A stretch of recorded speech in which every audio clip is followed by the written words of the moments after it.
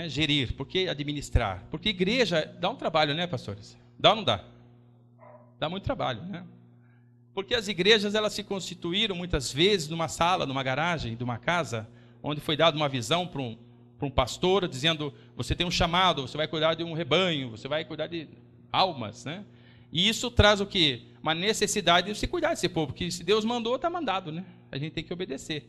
Até vou falar sobre isso, sobre o regime de Deus e o regime do homem, né? E quando Deus manda, a gente tem que obedecer, que é melhor, né? Então, dentro dessa visão, a gestão ela foi formada exatamente para que nós trouxéssemos, dentro da administração moderna, dentro do que existe, trouxéssemos ferramentas, alguns alicerces, para que a gente pudesse mostrar para as igrejas, e isso fazemos na prática também. Hoje a gente está dando uma apresentação, mas isso nós levaremos para vocês, aqueles que quiserem, o melhor caminho, não de sabemos tudo, mas o melhor caminho para ficar dentro da legislação, dentro dos princípios, acima de tudo, né? Para que a gente possa ter uma posição nova. Por isso a gente chamou de ferramenta. Então, gestão eclesiástica é uma ferramenta, né? Então, a gente quer deixar bem claro isso para vocês. Isso aqui é uma direção, uma visão que está passando. A gente quer passar isso, né? A gente não quer ficar com isso para nós, de uma forma mais dinâmica, que a gente possa estar fazendo exatamente o trabalho com vocês. Então, dentro dessa apresentação, a gente vai falar exatamente sobre instituições religiosas, né? Como ela se forma naturalmente como uma pessoa de natureza jurídica, ela tem uma formação, ela precisa ter um cadastro, um registro, uma documentação, né? Muitas igrejas estão se formando, ainda não tem o alvará, mas precisa, é obrigatório, né, Nelson? Muitas igrejas ainda não se constituíram, não tem a vistoria do bombeiro, estão fazendo cultos, mas depois dos adventos do Rio Grande do Sul, todo mundo se assustou. Aí a legislação despertou, né, dentro desse panorama aí de ações, né, na justiça, e realmente é fundamental. Para que isso traga o quê? Traga para vocês e para nós, igrejas, a necessidade dela estar pauteada, né? Uma coisa importante, recursos, né? Toda igreja, ela não existe se não tiver recursos. A igreja não existe se ela não tiver aplicação desses recursos. Então nós vamos falar sobre isso hoje, né? A necessidade de ter uma boa aplicação desses recursos e como controlá-los, né? Um setor fundamental da nossa visão é a transparência. É sabido, né, que quanto mais transparente nós formos em qualquer área, num grupo de pessoas, mais confiança a gente passa. E passando mais confiança nesse grupo de pessoas, mais alegria é maior da contribuição. Porque você está acreditando, você está vendo o que está sendo feito. Você não está só contribuindo. Então, quanto mais transparente formos, isso é uma premissa.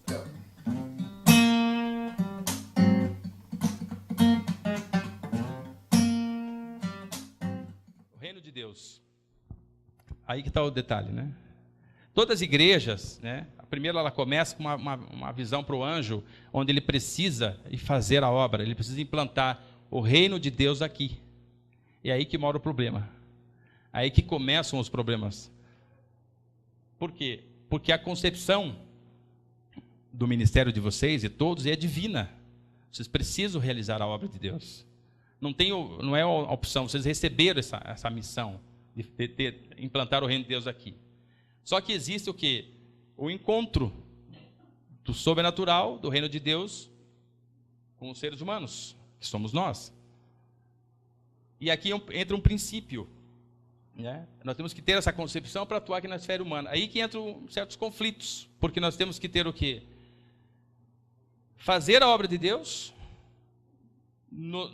nessa concepção humana, fazer a obra de Deus.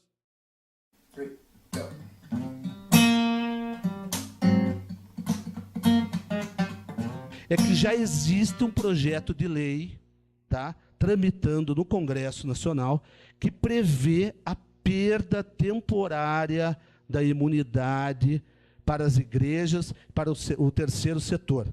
Ou seja, se a igreja não tomar o cuidado dos livros contábeis, não tomar o cuidado da gestão, ela passará a ter suspenso o direito à imunidade. Ou seja, o simples fato de existir um projeto de lei tramitando no Congresso já é um sinal de alerta. Tá? A gente não pode deixar com que isso aconteça. Ou, caso isso venha a acontecer, as igrejas têm que estar preparadas.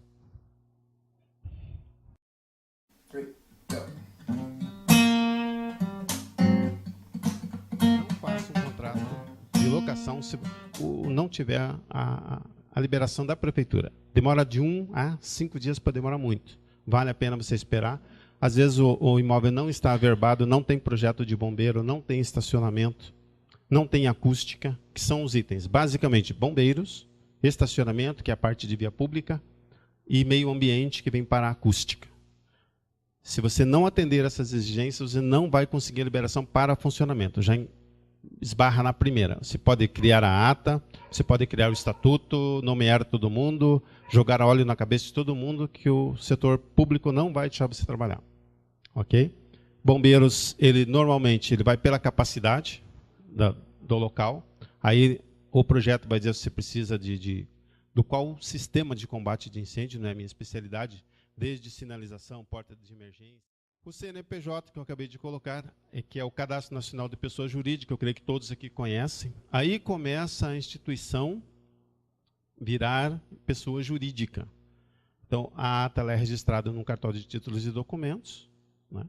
É onde começa o primeiro registro. O segundo registro, depois dessa ata, vai para a Receita Federal, e aí vai ter aqui o CNPJ. Aqui começa a responsabilidade civil. Aqui você começa a ter um representante legal perante a Receita Federal. Okay? O próximo passo.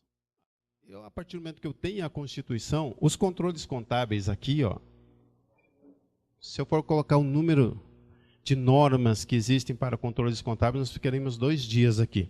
Mas o que eu posso dizer para vocês?